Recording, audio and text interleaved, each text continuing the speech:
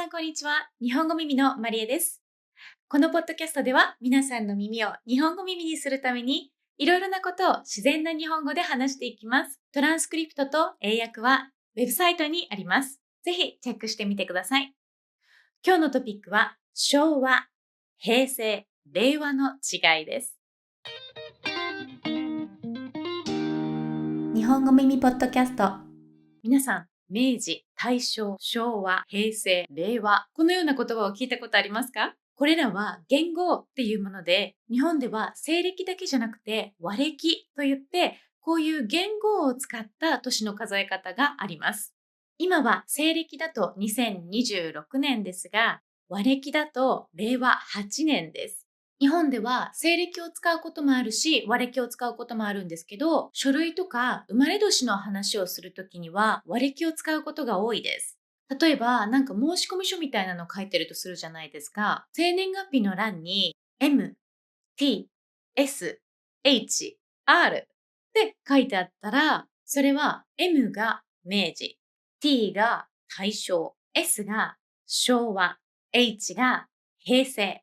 R が令和という意味です。アルファベットじゃなくて、それぞれの漢字の頭文字が書かれていることもあります。生年月日を記入する際には、自分の年号に丸をつけて、数字を書いて記入するという形になります。そういうふうに書類とかではまだまだ使われているし、あとは日常生活の会話の中にも出てきます。その時代の人、世代ごとの価値観みたいなのもあるので、知っておくと少し役に立つかもしれません。なので今日は昭和、平成、令和にフォーカスして、その時代のざっくりとしたイメージや価値観についてお話ししたいと思います。まずはそれぞれのその時代についてと、その世代のステレオタイプについて話しますね。まずは昭和からいきましょう。昭和は1926年から1989年までです。この昭和は今現在で日本で一番長く続いた時代です。天皇が変わると元号っていうのは変わるんですけど、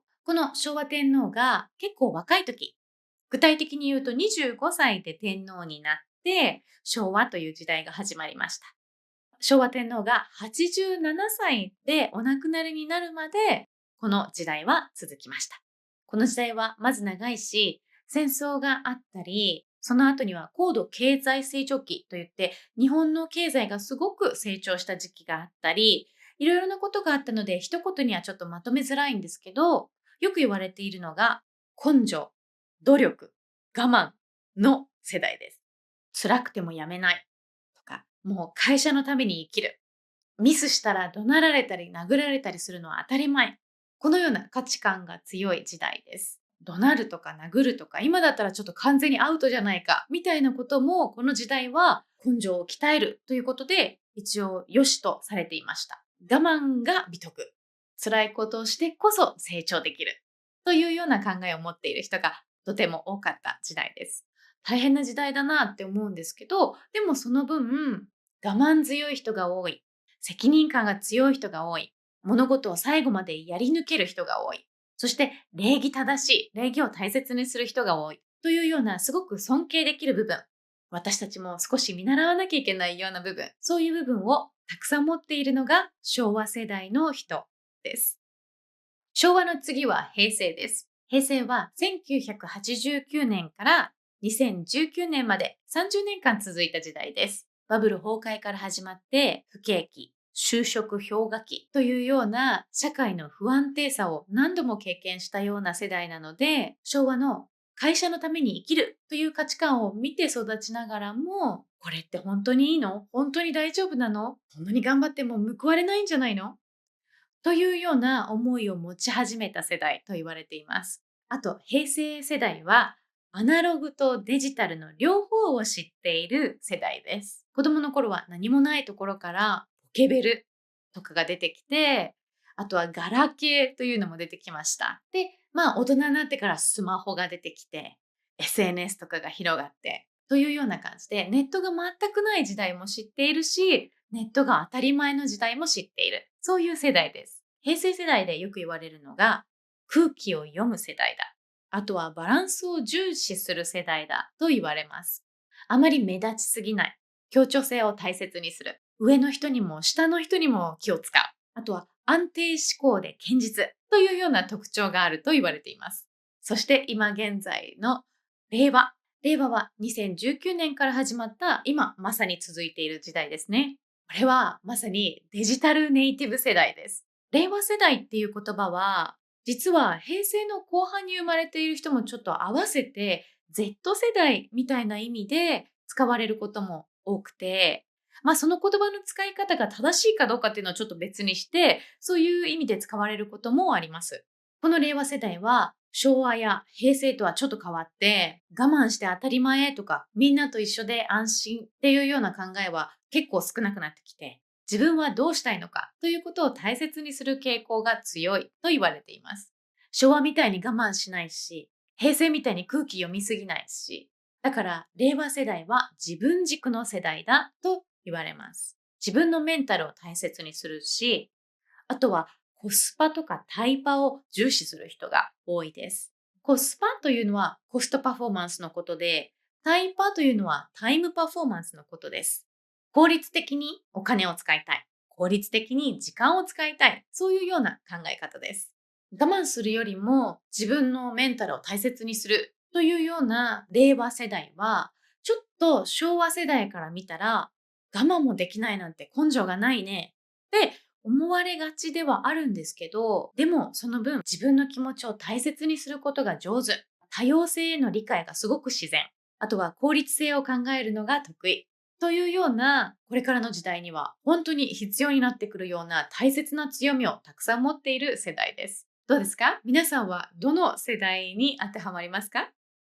今言ったことはすべて、ステレオタイプなので、絶対に令和の人がこう、あなたは昭和生まれだから絶対にこうです。そういうことではないです。ただ、それぞれの世代によってこういうような印象を持たれています。ちなみに私は平成2年生まれなので、あまり時代をまたぐこともなく、完全に平成で育ってきたザ・平成世代になるかと思います。さて、次にここからは、その時代の人たち、世代がどうこうっていうよりは、それぞれの時代で私たちの生活がどういうふうに変わってきたのかについて話したいと思います。働き方、家族観、カルチャー面という3つのテーマに分けて見ていきたいと思います。まず、働き方について。昭和の時代はさっきも言ったように会社のために生きるというようなアイデアがすごく強くて、終身雇用というのが当たり前の時代でした。一つの会社に入ったら定年になるまでその同じ会社で働き続けるというのが普通でした。残業も当たり前だから夜遅くまで働いて、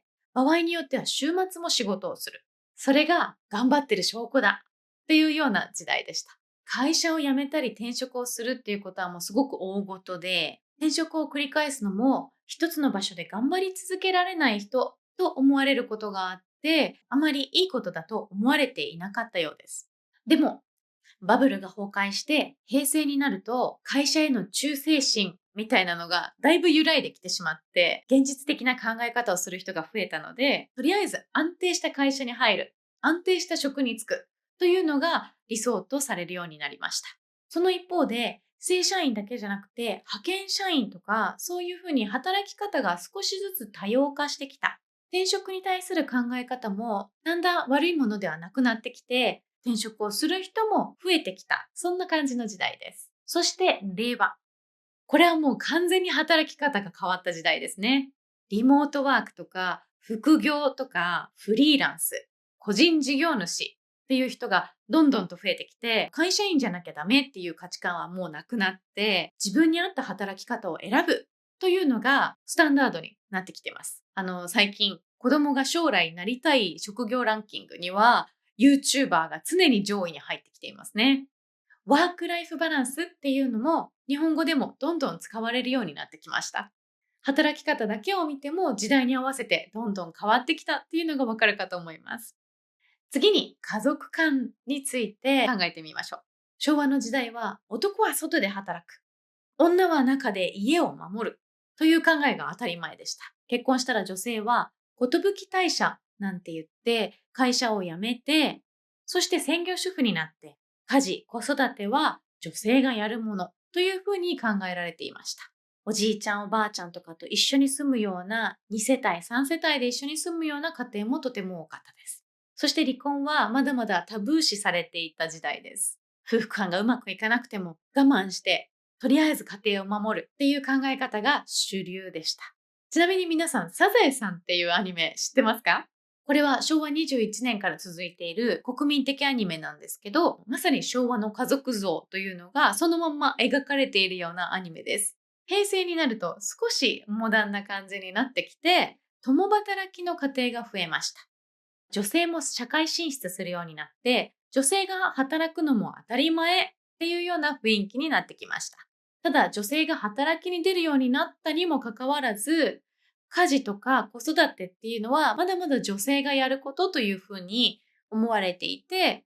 女性の負担が大きくなった時代でもあるかなと私は思います。最近も結構ワンオペ育児っていう言葉を私はよく聞くんですけど、ワンオペっていうのはワンオペレーションという意味で、一人でその業務をすべてこなすという意味です。ワンオペ育児って言ったら、一人で全部育児をするという意味です。離婚に対する見方っていうのは少しずつ変わってきて、昭和ほどタブー視はされなくなってきました。それに合わせて、そのサザエさんみたいな2世帯3世帯で一緒に住んでいるような家族っていう形から、核家族って呼ばれるような、夫婦と子供とか、夫婦だけとか、あとは片親と子供、そういうような家庭の形が増えてきました。令和ではもう男だからとか、女だからなんていう考え方はもう古い古いっていう感じになりましたね。家事も育児も夫婦でしっかり分担するのが、理想とされているし、結婚をしない選択とか、子供を持たない選択、あとは同性パートナーシップというように、こうあるべきだというような考えがちょっとなくなってきたような時代ですね。はい。あとは今日もう一つ、カルチャー面での変化についても話したいと思います。昭和の時代にね、日本のアイドル文化っていうのがすっごい急速に広がったんですね。特定のアイドルをもうすごい熱心に応援するっていうファンっていうのもできて、そして昭和の後半、1980年代ぐらいになると、オタクっていう文化も出てきたんですね。アニメとか漫画とか、そのゲームの愛好家たちが集まって、同じ趣味を持つ仲間たちとコミュニティを作り始めた。今で言う推し活のベースになってるものが、このぐらいの時代に出てきたみたいですね。ただ、この頃はまだオタクっていうと、ちょっと変な人っていうか、まだネガティブなイメージがあったので、自分の趣味を隠そうとする人もいたみたいです。平成になると、やっぱりインターネットが普及したので、どんどんそういうファン活動っていうのはできるように、幅も広がっていったんですけど、秋葉原がオタクの聖地として知られるようになったのも、この平成の時代ですね。でもまだオタクっていうのはちょっと恥ずかしいことだっていうようなイメージがあって、あんまりなんか、はい、私オタクですみたいな人はいなかったかなと思います。今、令和の時代では、推し活っていう言葉が使われるようになりました。推し活というのは、自分の推しを応援する活動のことです。推しっていうのは自分が好きなアイドルだったり、俳優だったり、キャラクターだったり、そういう自分が好きな対象のことを推しと言います。グッズを買ったり、ライブに行ったり、もちろん SNS はチェックして、ファン同士でも交流があって、そういうような感じ。推し活はもう恥ずかしいこととかじゃなくて、自分の生活を豊かにしてくれるような、かなりポジティブな活動と今捉えられています。推しがいるから頑張れるとか、推しに会うために仕事頑張るとか、そういうふうにこの推しがなんか生きる原動力みたいになっている人も増えてきているみたいです。どうですか？皆さんは推しいますか？私はね、ちょっと推しがいないんですけど、残念なことに。推しがいる生活っていうのはちょっと楽しそうだなと、私は少し羨ましいなと思っています。皆さん、推しがいたらぜひ教えてください。推しがいたら教えてくださいってちょっとね、わかりにくいんですけど、字幕見てくださいね。推しがいたら教えてください。ということで、今日はこんな感じで昭和、平成、令和についてお話をしてきました。まあこういう違いがあるからね、だからこそちょっとジェネレーションギャップっていうような問題も出てきてしまったりするんですけど、でもよく考えれば、それぞれの時代背景によってそれに合わせて人の価値観が変わっていくっていうのは、まあとても自然なことだなと思います。どうでしょうか？今日お話しした内容、皆さんはもう知っていましたか？それとも今日これを聞いて初めて知ったこともありましたか？今日も最後まで聞いてくれてありがとうございました。日本語耳ポッドキャストは Spotify、YouTube、Apple Podcast で見たり聞いたりすることができます。毎週木曜日に更新なので、ぜひチャンネル登録、またはフォローをしてチェックしてください。ではまた来週。じゃあね。